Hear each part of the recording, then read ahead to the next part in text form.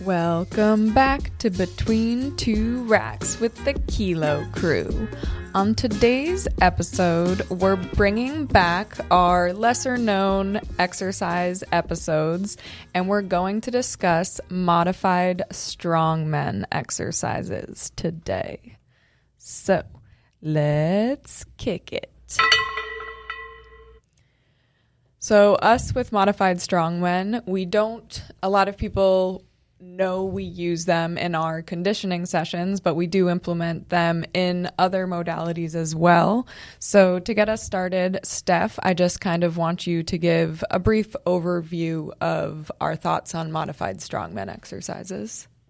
Yeah. So I know you guys are going to laugh, but I thought it'd be good to just give a little quick history. tidbit of history.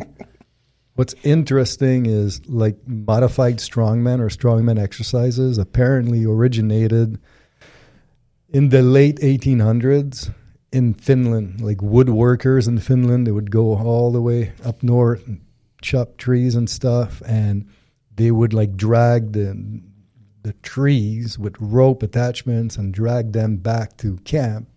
Hence the birth of like sled drags in a way. So it kind of like originated there, if you want, and like it evolved into like all the strongman exercise that we know now.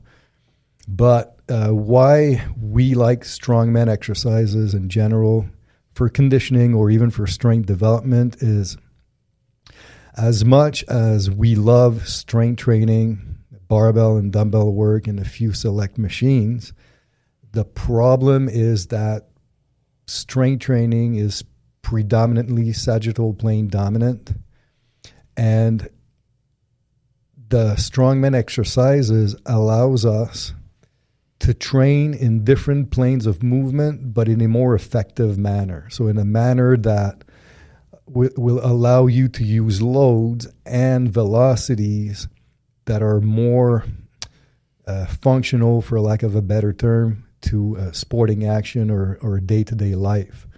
So working like the adductors, for example, with a sideways sled drag will have more carryover to a running back, for example, than doing Cossack squats. Okay, so it's not that the Cossack squat per se is a bad exercise, but the loading potential and the velocities involved are just not very reflective of what a running back needs to cope with in cuts and change of direction. So for this reason alone, I think that strongman exercise are very interesting. Like even if you're using it for strength work, for example, using a log for your pressing movement will be a good change of pace because of the diameter of the implement. Like the bar path that it forces you to use is different. So you're shifting the motor unit pull, being recruiting on the exact same movement you'd be doing with a regular bar. For example, you can work the core muscles with uneven farmer's walk or uneven yoke walk. So it just allows for a cool variation of exercise that takes out the monotony of like standard strength exercise at sagittal plane and allows you to go and venture into a different world of strength to quote unquote transfer the strength that you're gaining in the weight room into more functional, usable strength for day-to-day life or weekend warriors or even elite athletes. So yeah, that's why we want to talk about this today. Yeah. It would rank very high on the ability to express your level of jackness. Yes, very, very true. Like if you guys have seen Mariusz Pudzianowski walking around with farmer's walk, that's quite the level of jackness. Okay, and then I think, again, like you were saying, a lot of people, just to switch it up, do find the use of modified strongmen simply fun in training to do. The first one might not be one that everyone is familiar with or necessarily one that everyone can use because standard yokes can be pretty heavy. Yes. So the first exercise we wanted to discuss is the yoke. So the yoke will be somewhat of a more uncommon one in most gym settings, but it's a great exercise if people have access to it. The best, if you don't know what a yoke is, the best way to think about it is it's nearly like a standalone squat rack that you can put on your shoulders and walk with. But it's you're gonna set up the point that you're lifting with at just below shoulder height. You go in underneath it, you squat it up. You can load it at the bottom, so the load is going to be really far away from where you're supporting, so it can cause a lot of oscillation.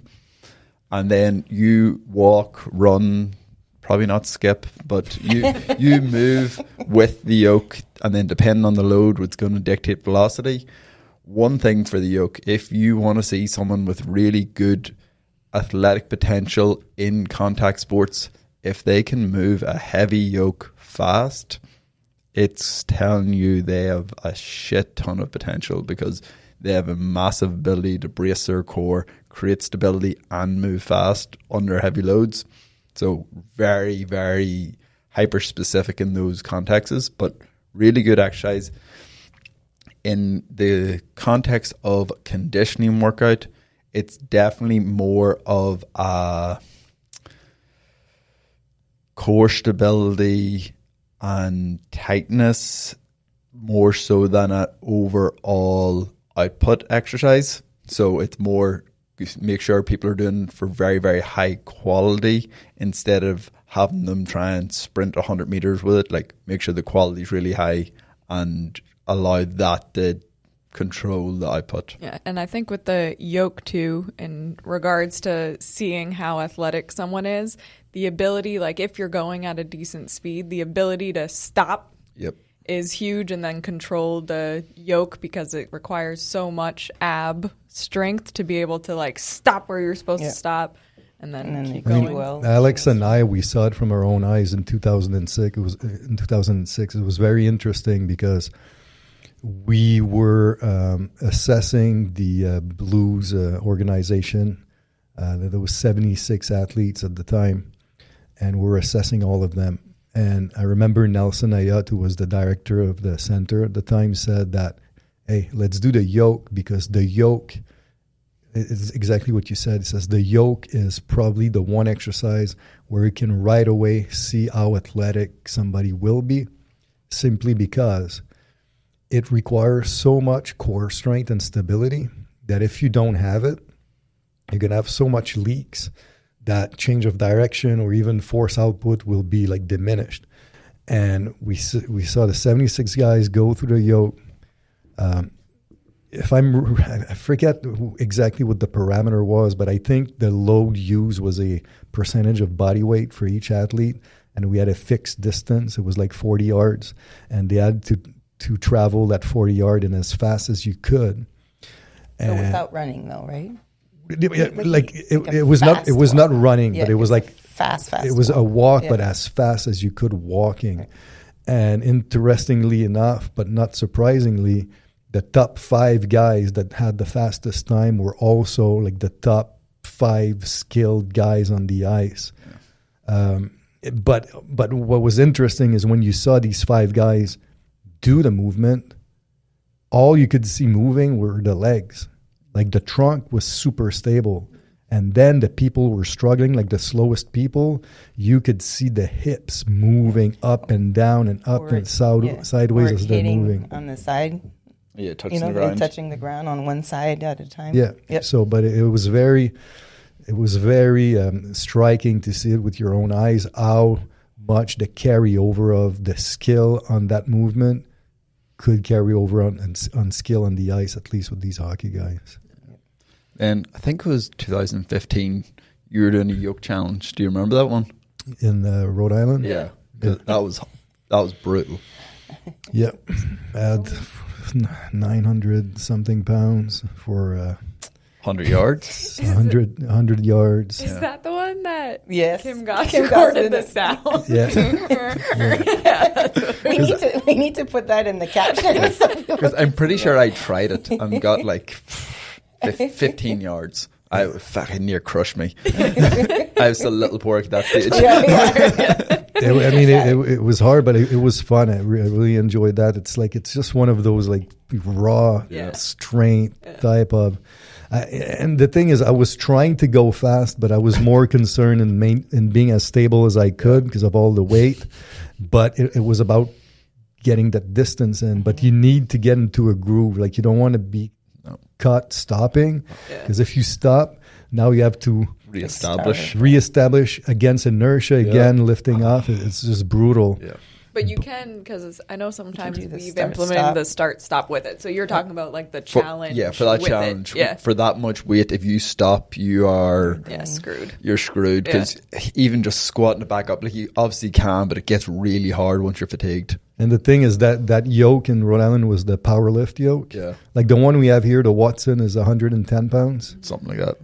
This one, it was something like 160 or 180. So just the yoke itself was huge and heavy. And even the support base where you put the load was like very wide. Like say, it was even more unstable than the yoke we have here. Is there specific, because I've seen us do both, whether you're holding it on the straight bar by your shoulders or to the side? You can do both. If you're going to go for max weight, I would say go by the side to really lock in as much as possible. If you want to cause as much oscillation of the yoke, you can go on top, so it's going to be more like core output. But the faster you want someone to go and the more weight you want someone to use, the side option is going to be better. But it was really cool, like in the early days of Kilo, like when the sports performance seminar was 5 days. In the conditioning section, we had you did that one. I did that one. We had a anaerobic alactic power modified strongman conditioning session. That was fun. And one of the exercise was the yoke for as fast as you could for a 10-meter distance, a 10-yard distance. Our turf got ripped on that one, though. Yeah. don't drop the yoke. But like that was fun to watch, because again, you could see clearly the ones who had a strength leak in the core musculature. Like it was glaring. Just doing those types of energy system works in the class was fun to see, like who would get wiped in it versus the people that didn't even have enough output to have any effect on them during those sessions. I mean, like the guy who ripped the turf was also the biggest squatter in that class.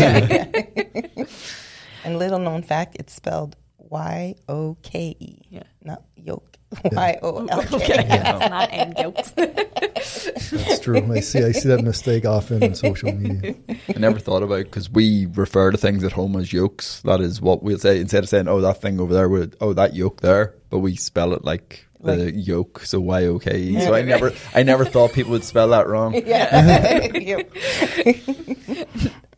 Moving on to another one that's requires, for the core stability, tank torso rotations. So this is one I recently posted, and so like 6 weeks ago when this gets released. Yep. There though.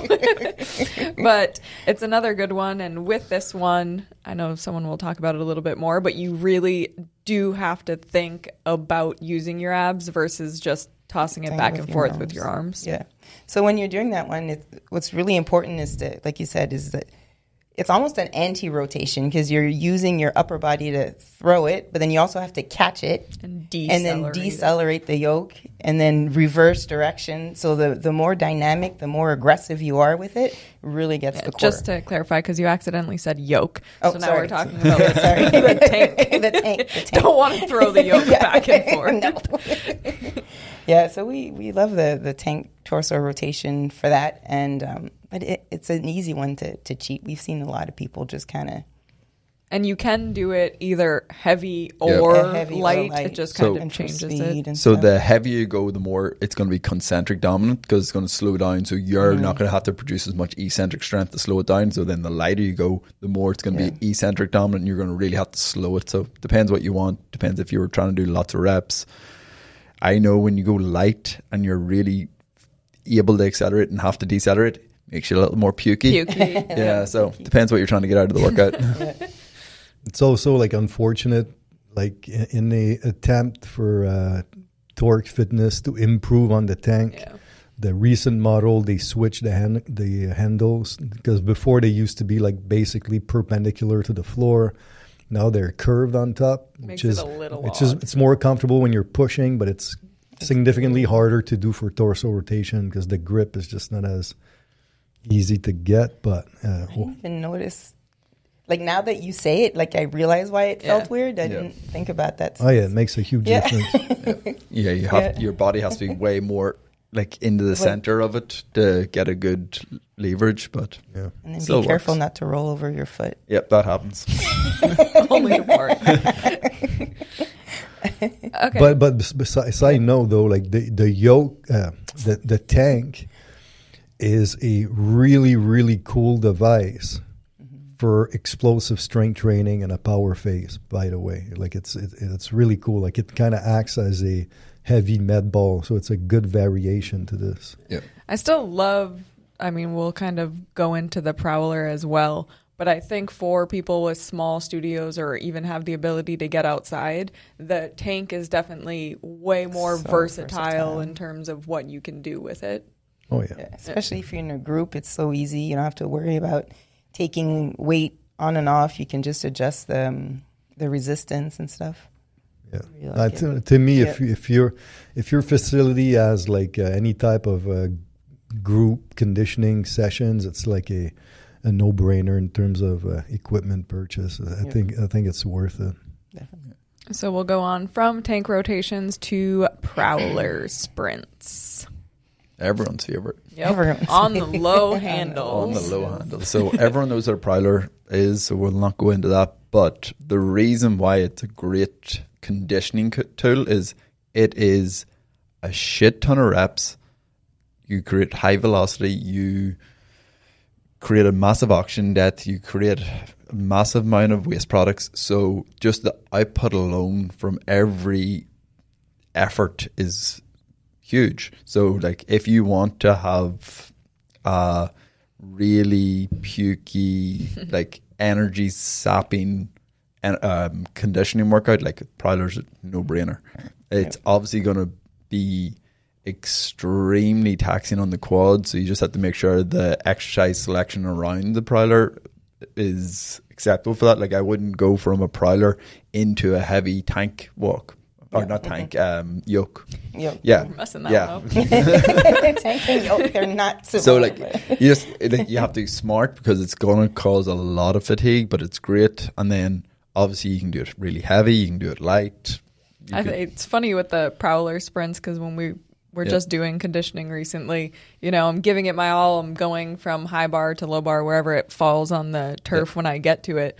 But it would always be like I would always end up being on the low handles for like my final like 5 to 8 seconds. And there were a couple of times where I would just laugh because I couldn't even move. I was like, why can't I go?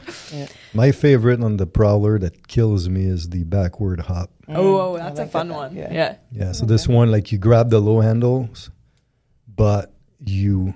with a wide stance, you hop backwards and then pull the Prowler in between your legs. Yeah. Then jump back, pull, jump back, pull, jump back. It's like, that's one of those like pukifying. It's a full body.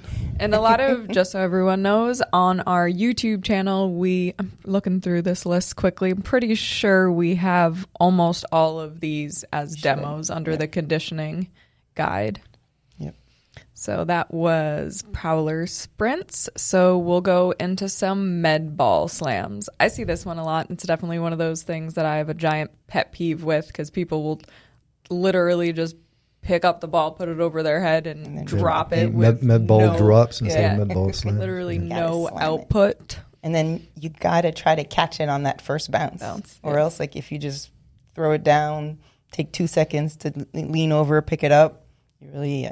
That changes everything when people try to catch it on. But also be sure that the ball isn't too bouncy so it doesn't smash you in the face. We've seen videos of that. Then this is a great one, obviously, for conditioning, but it's also a great one for incorporating into normal power-based training because it's a very natural, like, flexor upper body expression of power. So it's a great thing if you're trying to do a contrast with chin-ups. It's a great option. So this be one of the cases that there's just as much applicability in normal weight room circumstances as there is in conditioning. But yeah, as a conditioning tool, it's great because obviously it's a very explosive upper body movement. So at least we're getting more upper body work. We're getting more into the flexion side of things.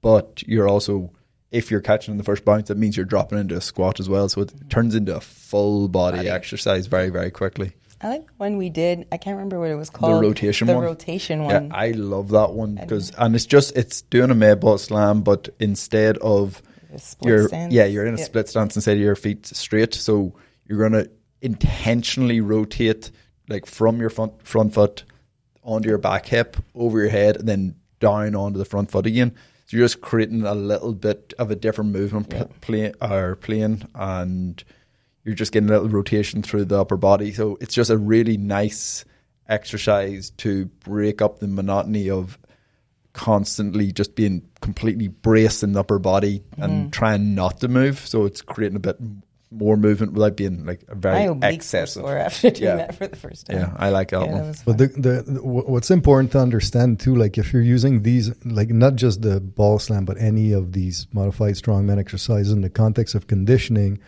is it's important to understand that waste products builds off of concentric contraction.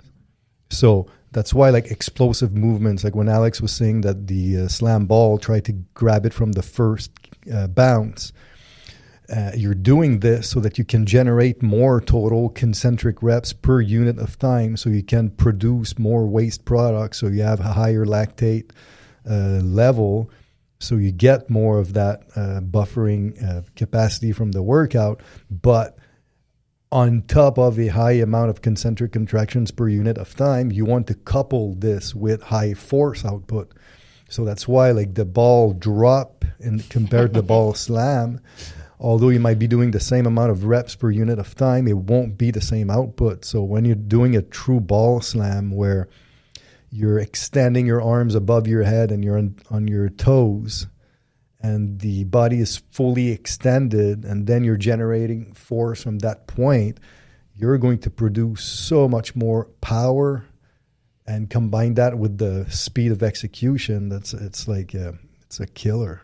Yep. So when we did those in HB with our people, we always had them count how many reps they could do within 30 seconds. It's a good way to get people to speed up.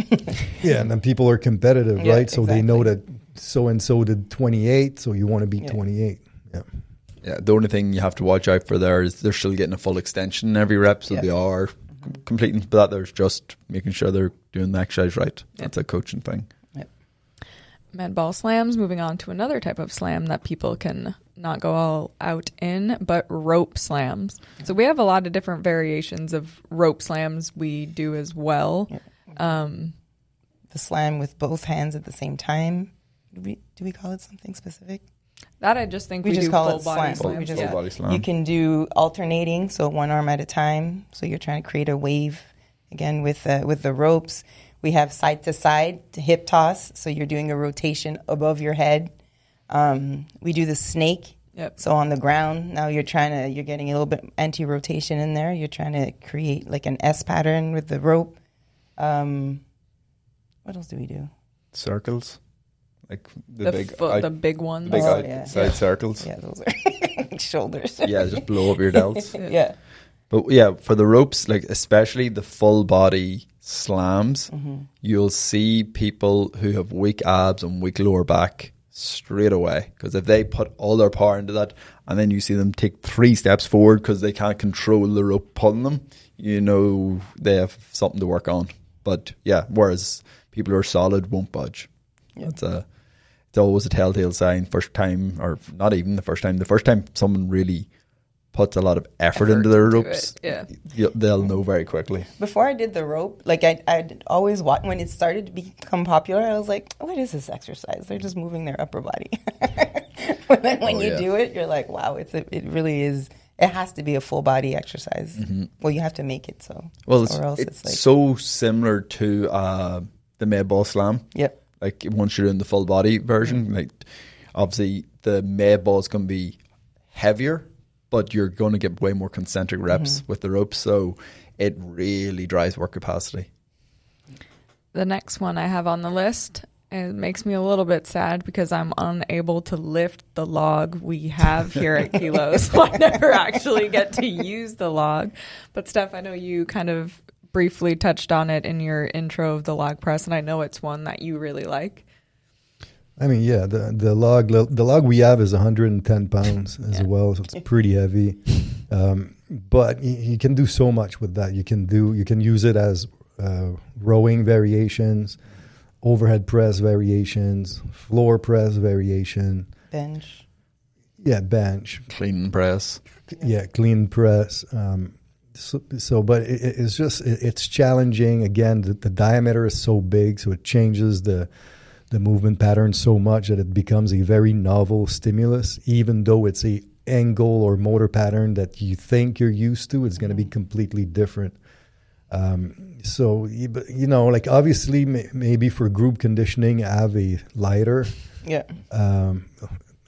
log option, but to me, I think it's great. And also, like if you really want to emphasize the puking mechanism, combining a overhead log press with something that forces you to bend down right after, like for example, starting with an overhead log press followed by a low handle prowler push.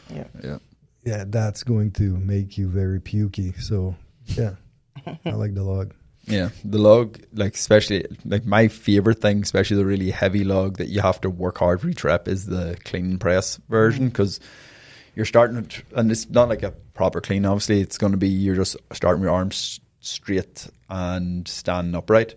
So you're going to get a little bit of a hip extension. You're going to have to shrug. So you're getting all these upper traps. You're getting biceps because you're in neutral grip, so you can really help use the biceps. You get it to your shoulders, then you have to get it over your head, so your delts, your triceps, your chest. Oh, fuck. It just kills everything once you're using it with a heavy log. And I prefer to do it that you're not getting a ton of reps. Like, you're not really low reps, but say you're doing it for 30 seconds, you're maybe only going to get 10 if you're really lucky. So you can go a little heavier, and it's going to be slightly on the more strength orientated side of your conditioning session.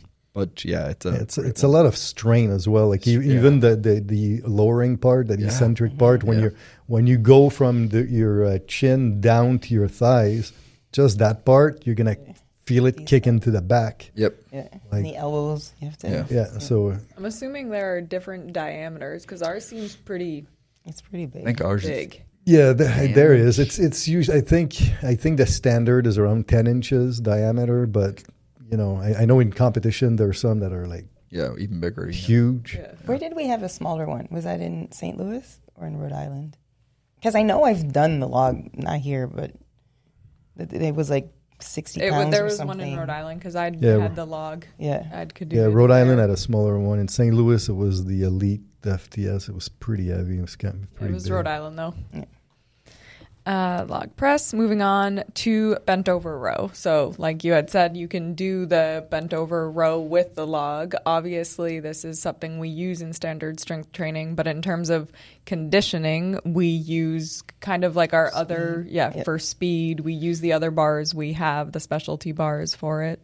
Yeah, so the way you want to think about this is you're definitely going to be using a lighter load to try and generate as much reps as possible, to do what Steph was saying earlier, is to get as much concentric actions, to build more waste products, build more lactate. So yeah, you don't look at it as a standard bent over row. It is in terms of exercise execution, but you want to be able to do a true 1-0-1-0 tempo on it. So you're in that 30 seconds, you're getting a minimum of 15 reps, hopefully more. Yeah. And that's the thing too, like you have to you want to be careful not to have too much overlap with your weight room exercises, but understand that even if you're doing a bent over row in your modified strongman conditioning session, and you've done bent over row in your strength session, yes, they're both bent over rows, but the modalities are so different that it's not like it's impeding in the recovery curve that much, right? It's so much lighter, it's so much faster. The eccentric overload's not significantly similar at all. So don't over stress that because it's so different. You probably wouldn't want to do it after a deadlift day. Nah, it's fine. Like again, you're like tired. Yeah, you'd be tired, but like it's conditioning, right? So the measures of performance are a little different. Yeah. The next one of my favorites when we have it in conditioning, is the farmer's walk. So the standard farmer's walk is just 2 separate handles, and you're picking up a load and walking for distance generally. There is, and I know there's a couple different variations in that. My favorite version of farmer's walks is figure 8 farmer's walks, because you're really, like, if you're going for distance, you have to make it extremely heavy for it to be challenging. You add in a figure 8, you take up less square footage, and you can use way less weight, and it's way harder, because just that turning component totally messes you up, and it kills your core. But see, that like the figure 8 is super cool too, because that's how it's another good way to see who's really, really strong. Yeah. And the entire upper body structure and even lower body structure. And I'm not just talking about the core, because like if you do figure 8, the smaller the 8 is, the better conditioned the athlete is. And if you're able to do small figure 8 while still maintaining the farmer's handle parallel to each other, then you know you're pretty well balanced, because what's going to happen is the weaker people, they're gonna be forced to do huge figure 8s because they don't have the strength to turn around really, really sharply. So they need to do a big loop as they're changing direction, and the torpedoes will start going like in a triangular fashion. They're going to start internally rotating because they're lacking the scapular strength and stability to maintain proper position. But the really, really strong one, everything stays smooth and tight and fast. Yeah. It's funny to watch. Like, if you leave it that the figure 8 has, say it's about 2 meters or 2 yards in between the two turns, people that can go really fast in the straights and then have to basically stop to go around the corner, whereas the people that can just maintain speed. It's like it's really eye-opening how well people are able to absorb and produce force. Yeah, and obviously you can do the farmer's walk single arm, which is also a good one to kind of, and do that figure 8, same thing, single arm. And one thing people do with single arm is they go too heavy. Like, if you're doing single arm, make sure it's done in the manner that you want. So like, if you're seeing someone walking a straight line with single arm, but their outside leg, so say they're holding the weight in their left arm and their right leg keeps stepping across their midline. So every time like they're taking a step, their right leg stepping pretty much right in front of their left foot, you know it's too heavy. They don't have the core and the hip structure and stability to control that. You want to be able to walk in a very close to normal gait cycle. And if you allow for quality over total load there, you're going to get better results. Okay. And then there's the lean too. The lean, yeah. If you're leaning towards the torpedo, then too heavy. Yep. But yeah, there's loads. Farmers walks are really cool for core.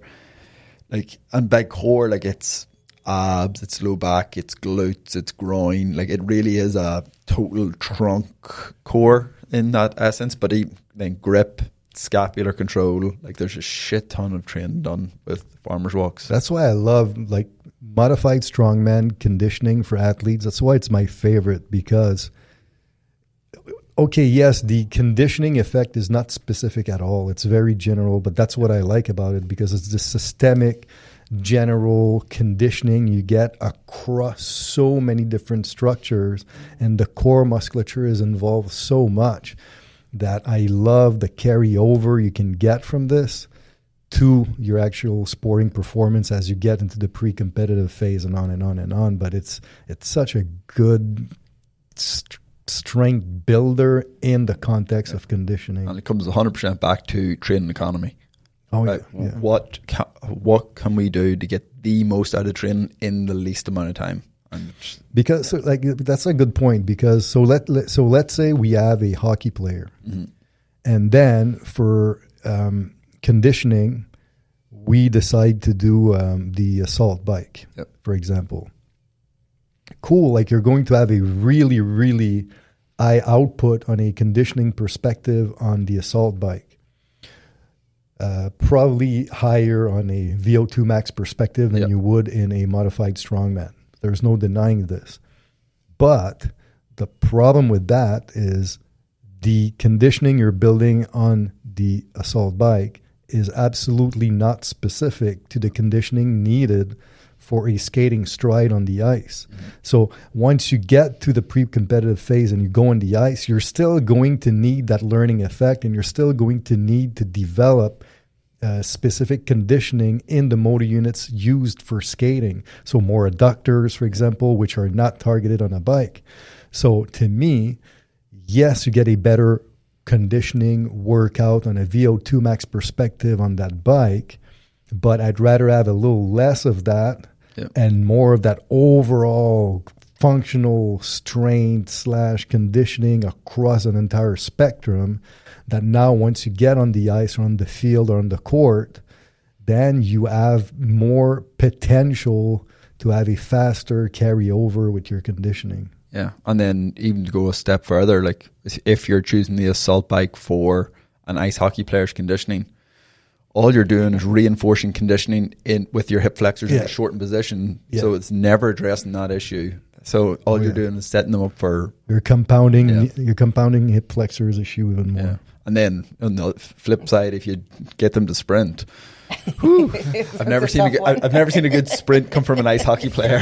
No, this is a hamstring tear waiting to happen. So like just picking something that's in the middle that has a really good training economy, it's huge. And that allows you to transfer your weight room strength into applicable actions. Yeah, because like again, if you say you did either you're sprinting or assault bike, are you going to add in like a grip session to make up for the lack of grip training that you're now doing? Are you going to add in additional upper back work? Like you're going to have to make the sacrifices somewhere. Or the involvement of the ankle in a yoke or farmer's walk. 100%. You know? So it's like the training economy concept, like Pork is saying with this, is like off of the charts.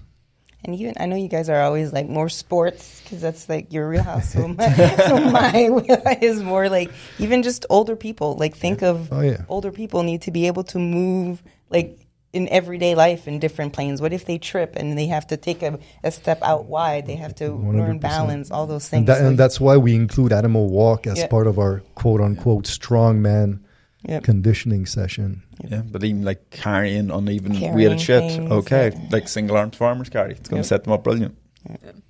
I know, I always think back to one of our female clients in HB where she came to us and like a couple of her goals were not weight room specific, but very weight room specific. And they were one being able to put the 5-gallon water jug up on hers. The other one was crazy because she couldn't actually carry the large like Costco pack of paper towels. By herself. So she did every single goal she had, and she trained twice a week with one conditioning. Then that's what did she even do conditioning? She did when she first started for a chunk of time. It's important for people to understand that the weight room will improve your potential for strength output, but then you need to express it. And that these actions to me are a better expression of jackness. I think, but it's these types of exercises, there is, like you were saying, just that primal component. Like, yes, we all weight train, but we're not those people that want to weight train and not be able to scratch our backs, to bend over to tie our shoes, because we do see that a lot with very more specific like bodybuilders type of things. Not as much nowadays, but that's not how we want to be able to. Yeah, and you don't want to be able to just express your strength with a barbell. Like that's the cool thing about all these different implements. Like if you need to move something heavy, most likely it's not a barbell 8 inches off the ground. You're going to have to figure shit out. Okay, so before, I know you mentioned animal walks, but we have a few more exercises I wanted to touch on. One being the sled pull through. I do like that one as well. So that's a good one. Posterior chain. So you're holding straps that are attached to the sled between your legs, and you dynamically, so you're bent over. You start off in a bent over position, and then facing away from the sled, and then you extend your hips really, really dynamically you hip thrust. The key is not to bend the arms. We see a lot of people try to pull through and then like this with their arms, but the goal is the key also, another key, is to have the appropriate amount of weight. Because if the weight's too light, you can get clipped by the sled and it'll hit your Achilles. But if it's too heavy, then you won't be able to be like very dynamic. So that's also why you need a long enough rope attachment. If the rope is too short, you will clip your Achilles. So you have to be careful. Yeah, if the rope's too short, just go too heavy. Just sacrifice a few reps and go heavy, because it's not worth losing an ankle over. Yeah, especially if you're introducing it to an athlete for the first time, because they don't know, right? So their first rep is going to have a shit ton of pop. Yep. And it happened to me once, like one of the safeties I was training, it landed about 2 inches away from his Achilles. I'm like, oh, and it was those old school. The metal I forget the brand. Yeah, they were aluminum, and the edges were kind of sharp. Nice, because they but they were aluminum on skis, and the skis had fiberglass. And we had a Mondo turf in St. Louis, so it was sliding a ton more than. And the Mondo was so damaged, so slick from all of the it was like almost like an ice rink. Oh, Jesus. Yeah, they had to change that Mondo. It's. Oh yeah, I mean it was so. What a waste of money that was. I'm getting excited. Sorry, Mondo. Yeah, sorry, not for Strongman. I'm getting excited to keep going with doing conditioning for the rest of the year when we get back. Another one that I really like, it's fun. I remember doing this a lot with the groups in HB, but the banded trap bar. Yeah, that's fun. I like speed deadlift with bands in modified strongman conditioning workouts are awesome. It's a very easy movement to do on a technical perspective for a wide range of population. You grab the high handles, okay, so the range is a little shorter, but it allows you for more reps to be done. The bands accommodate resistance, so it allows you to get more pop coming up the bottom. I think it's important to explain how the bands are set up on this one for people. Oh yeah, I mean one simple, like if you have like a setup where you have a platform with the band pegs, great. But most people, you're going to have to loop the band around each peg of the trap bar, and then you're going to be standing on the bands. So your feet acts as the anchor, and then you're pulling the bands from the trap bar high handles, but with your feet being the anchor. Don't put a ton of tension, but just enough to make it challenging on top, and use the bands to help you generate more speed by making use of the elastic component of the bands to have a faster eccentric and convert into a faster concentric. We used a Watson trap bar, the dual grip bar, which is interesting because the high handles have a 2-inch diameter. So now you get a double whammy grip effect as you're doing this. And because we're not using a ton of weight, it's not like a full-blown limiting factor as if you were doing like 8x3 with these handles. But yeah, it's a really cool. And it's a good way to accommodate for when you have different strength of people in your group. So the stronger people can use the bands, and then the weaker people can just stand on the floor without having to remove weight. Yeah, and could be considering the fact that, so for example, in St. Louis and Huntington Beach, we could have within one group like females and males, but the female might have been a little weaker, so you adjust the load to accommodate the 115-pound woman. That's 5'1", but then the 6'4" dude that can deadlift a ton more, well, it's still going to be a challenge because now the band is stretched to a longer range of motion. So there's more demands as he gets higher anyway. So, it's one way to not perfectly, but balance things out. Yeah. This one definitely allows for some of the most output of all the exercises. That one will wipe you. It's the only time that we have a quick eccentric on a deadlift. Yeah. Well, I mean, like there's no, you're just going for speed. Yeah, it's quick. It's quick. Another one with so we banded trap bar. Sorry, going to sleds now. So we have the sled row. So the sled row is another great like upper back sort of movement, because one issue with people with their setups for modified strongman condition is they don't balance out the muscle groups that get used. So it's very quad and pressing dominant. So anytime you can incorporate more back work, more hamstring work, it's great. So that's one reason why I love this. But then you can do this in two different ways. You can either do it as a row or as a face pull. So row is going to take a little more load. So you stand facing the sled, the straps at arm's length, and just row towards you, take a step back, go bang, bang, bang, bang. Or if you're going to do a face pull, you'll be doing more of a high row, pulling the straps to your face, getting more upper back. But both are brilliant.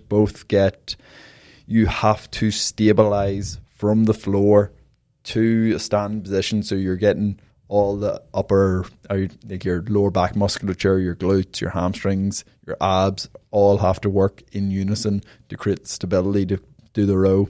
It's just a really good full body variation that emphasizes upper back work. Another one with the sled that emphasizes hamstring that I always like when it's there is the hamstring walk with the sled. That one, like, if you load it up and you do that one, you feel it in the hammies like crazy. That one's an easy one to cheat. Because in the ideal world, you want to have a neutral spine with the torso parallel to the ground. The legs are as stiff as possible, maybe 5 degrees of knee flexion. Tiny steps. And then you take tiny steps, basically heel to toe, like little choppy steps. And then you want to see stable hips. If you see the hips move back and forth, up and down on each and every step, you try to avoid this. It's all about exerting force through stability, and then you want to lean down enough to really get that pre-stretch in the hamstring. So it's a good one. But you'll see people rounding the back, people not bending forward enough, and people bending the knees away too much. Yeah, and just stepping side to side more than forward. Like a duck walk. Yeah. But if you do it right, your hamstrings will be on fire. Yeah. Another one with the sled, traditional backward sled drag. And I think this one goes back to making sure you're actually engaging everything before you start the movement. Yeah. That's a good quad one. Yep. Really blow up your quads. Yep. It'll allow for a ton of concentric reps. Like, that's one thing about this one. You'll get a ton of concentric reps. You're really upright, so you're getting you have the ability to get a ton of oxygen. So if you've just done a variation that you're bent over, like a prowler or a bent over row even, it's going to contribute to that pukey feeling, because you're going from little oxygen to a lot of oxygen. It's like, ooh, that's going to... You want the hips up on this extended. one. Extended. Yep, hips you see extended. a lot of people like sit back, so that definitely changes the focus. Yeah, so if you extend the hips, you're going to have more neural drive onto the quad.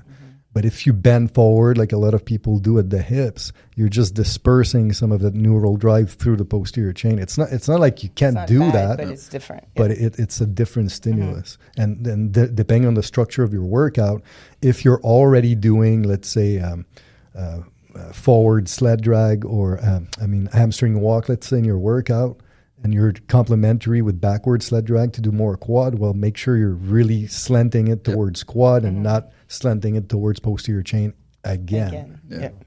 But like with all these, like, there's certain ones that favor slightly heavier, slightly more strength output, or in this case, definitely work capacity output. So like, it's just getting a balance between all those in the workout. But this is a great one for really driving work capacity, because you can get so many reps in. Okay, and then I know it's come up a couple of times on this episode so far, but one thing that I'm sure many people know we incorporate into our conditioning is animal walks.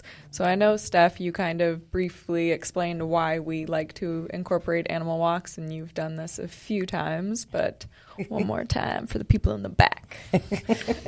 Yeah, so I mean, it's making people move in positions and directions that they're not used to move.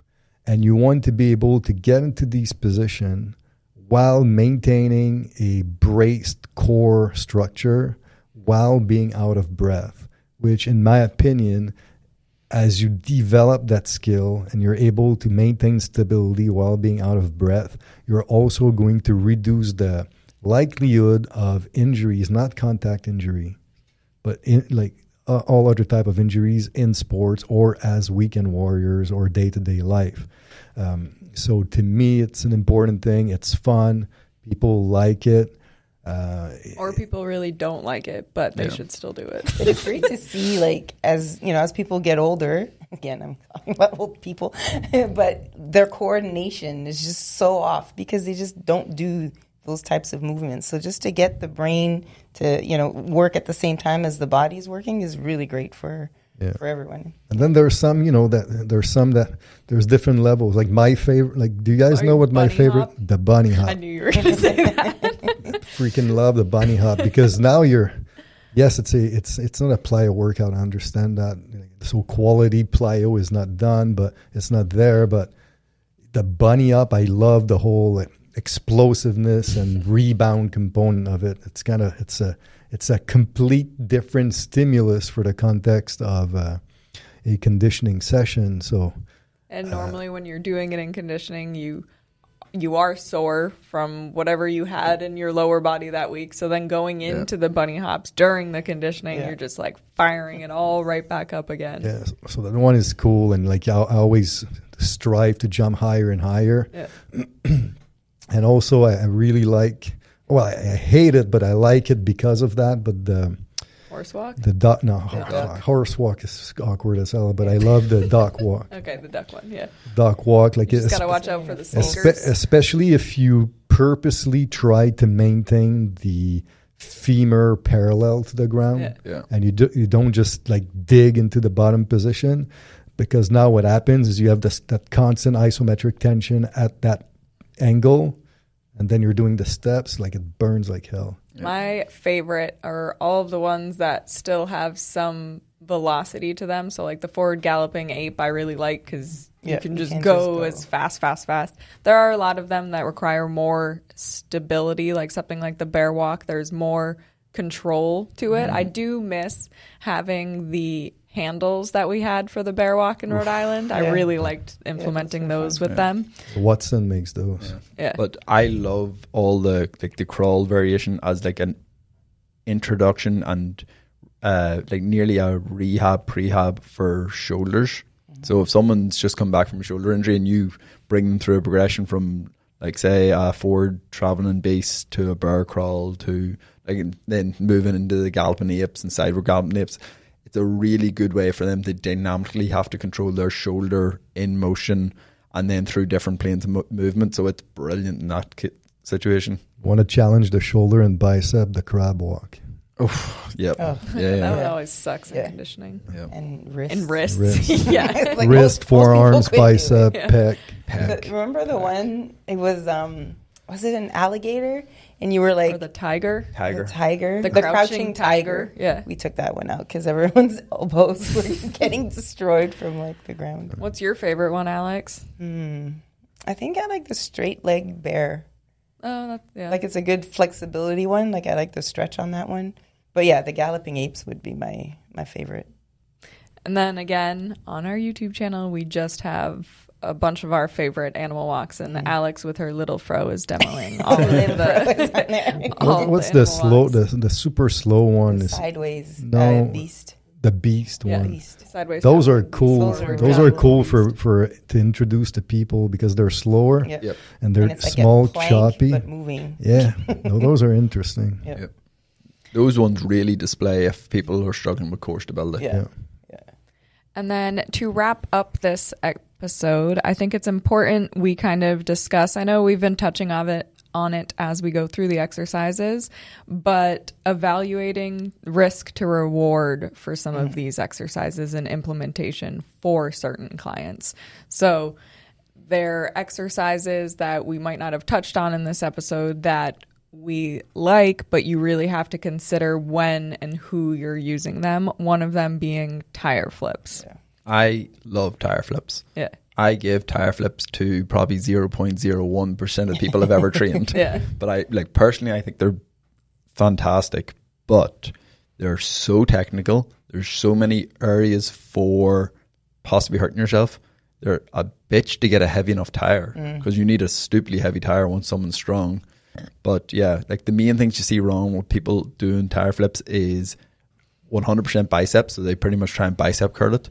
They do it with their low back rounded. They, trying to think of all the things. And they try to like squat it up instead of like, deadlifting it up. Yeah, like it's one of those that it's a super technical thing when you really get into it. Like to do it properly, you need to be able to nearly get your chest up against the top of the tire. Get as much of your hands underneath the tire as possible. You're in a full squat, but leaning forward nearly at 45 degrees. Then you squat, deadlift at 45 degrees as you're lifting the tire. Once the tire breaks, like it's 12 inches, you try and drive your knee under, drive through the knee, so you're getting full hip extension in the back leg, full hip flexion on the driving knee. Once you get your knee under, then you have to swap your grip, press through. Then you have to make sure you're alternating legs you do that movement with every time. So it's super technical and really, really good if someone is willing to spend the time to, or has the ability to the coordination and the strength. But the initial trajectory is kind of like coming off the starting blocks in a sprint. Like Borg said, it's a 45 degree. It's not vertical. It's not full blown horizontal, but you're exerting force 45 degrees upward. And obviously we're talking because we don't have a tire, but if we were to get one, we would get one heavy enough, you're saying. So there's a challenge because I do think a lot of people just have light as shit tires. So it's not even like, then it's just they're doing it for fun. They're not really doing an implementation of the tire. PG. Oh, it was so heavy. And it was one of my proud lifting moments. I got to flip it once, but it took weeks of trying to get Pelican, it was a 650 pound. Oh man, it was heavy. And it's nearly impossible to find those heavy tires. Like it's not a standard tractor tire. Like a standard tractor tire is not that bad. It's not that heavy. So if you're going to find one, good luck paying for it. What's really sucked about the Pelican one, that made it so hard to do, is somehow that tire, whatever, I don't know what machine was using the tire, but once the tire was flat on the floor, there was no room to put your fingers underneath. Yep. Like so you had to push with your shoulders first. Because it went flat to the floor. Man. So it was kind of hard. And then everyone had like ripped up shoulders here. Shoulders, pecs. I'll never forget the workout we did. It was 10x3 on tire flip with the 650 pound tire. Superset it. Yeah, like not like there was proper rest period, but you were supersetting it with heavy farmer's walk for 50 meters. My grip and forearms were sore for 10 days. It was stupid. Okay, another one, the sledgehammer. So again, really cool, but high risk because now firstly, you're putting a weapon in someone's hand, so if they miss, someone's getting hurt. Something's breaking, someone's getting hurt. But even beyond that, like say they hit everything and they're fine, you're adding a load that has a long lever length away from your body at high velocities. So there's just a lot of torque. So if someone isn't able to control their core and their like everything, their full body, there is a chance they're going to tweak something. But it's a really cool thing. It's a really cool thing to show rotational power. Because you can do it sideways, you can do it like straight up and down. It's always going to have some level of rotation because it has to come from the side somewhat. But again, something I love, very, very, very rarely do it with people. Yeah. Another one that we see a lot is the stone carry.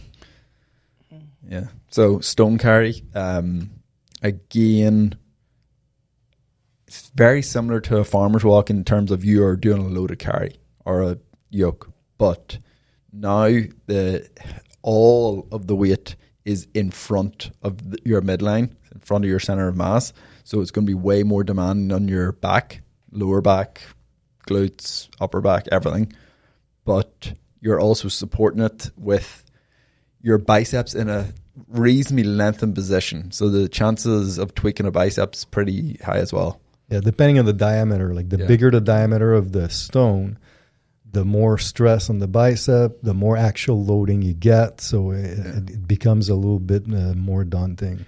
And then you obviously have to get it on and off the ground. So you have to get a stone from the ground. And for it to be heavy enough to make it a challenging walk, it has to be a pretty heavy stone. So it's just that's definitely on the high risk. Yeah. So we're just discussing these because, like you always say, you really like them, but it's just choosing when and who you're implementing them with, and 100%. kind of like not just using this and being like, okay, we're going to throw this in with whoever at any point. There's lots of them you can. Like anyone can do a prowler, anyone can do a sled row, anyone can do lots of them, not these ones. And then another one being the uneven yoke. Yeah, so Steph brought that up at the very, very start for like building abdominal strength and control, which is great, but the yoke, no matter what, the yoke has a decent level of load to it. So once you start adding unevening, it's going to cause the yoke to want to rotate and to slant to one side. So if anyone has pre-existing injuries, mainly low back, it is a very, very risky one. Like, could it be something that you use in their long-term rehab at the very, very end? Yes, but not as a conditioning tool. That would be as a strength exercise very early within the session. Like, it would be a very specific use. Yeah, it's definitely with lower back that you see with a lot of Gen Pop people that you kind of want to watch out what you're implementing in any training session, but very much so in a conditioning session where then you are involving especially Gen Pop. There, like most of them are sitting all day, all the time, so their low back is already in a more vulnerable position to start with. So you just really need to be careful. Yeah. And the final thing that we'll discuss risk reward with is medleys. So medleys. This would be more of a true strongman event, or if you're trying to do like longer duration intervals. So say you're trying to go up to a minute or 90 seconds of an interval within a modified strongman conditioning session. That's when you'll introduce the medleys. And again, really cool. But the more fatigue and the more exercises you add into medleys, the higher the risk of injury. So the biggest thing is to go from complex to simple, heavy to not as heavy, or high velocities to less velocities. So it's just being very smart with your implementation. Like a complex to simple one is, say it a loaded carry medley. You'd do, like, say, and a stone was in it. Like, you maybe want the stone first because that's going to be way out in front of the center of mass. Then say the next one was a farmer's walk for distance with a heavy load. So that could be next. And then the last one could be a figure eight. So you're naturally going to be using a lighter load, and the figure eight's just going to be challenging stability more. So like, you just have to be smart with the implementation of medleys, but they're really cool, really effective. Okay, that is all we had to cover for this episode. But to wrap up this episode, I think it goes back. I think it was around 2018, and we did this whole social media push when we were like, don't skip conditioning. Because at the time, we had our clients in HB, so we personally were never skipping conditioning because we would always hop in on a Wednesday and a Saturday morning to do the conditioning. I don't think we'll be coming in on Saturdays to do conditioning, but I am making it a point for us to continue on doing conditioning on Wednesdays. And then, does anyone else have any final thoughts on conditioning or? Yeah, one thing we haven't covered real quick that I think is you should consider it are team or partner assisted type of exercises, which are really, really cool, adds to the competitiveness. So like stuff like tug of war is really, really cool in a conditioning workout. Tire battles where you're standing and you have a tire standing in between you and the opponent on the other side, and you're trying to basically just try to match up. You're trying to push the opponent by pushing the tire over him. So you're changing direction. That's kind of cool. Or even you guys did a post last year on this, pulling from Hartman and Tuneman's book, where it was this, both of you are facing each other in a push-up position, and you're trying to destabilize the other by pulling the arms. I scarred her. But those are a cool thing to consider adding sometimes in conditioning workouts. Knee wrestling, if you've ever done wrestling on your knee, so both people are on just on their knees, stand tall, and the objective is to pin the other person's shoulders, you will be the tiredest you've ever been in your life if you do that for 30 seconds. It's brutal. And you're adding isometric elements to the mix too, which is kind of cool. And just purely for conditioning, trying to find someone in the gym to, meet up every Wednesday to get it done. It makes a huge difference in actually sticking to them. Okay. Don't forget to send in your topics to us. See you next time, fam.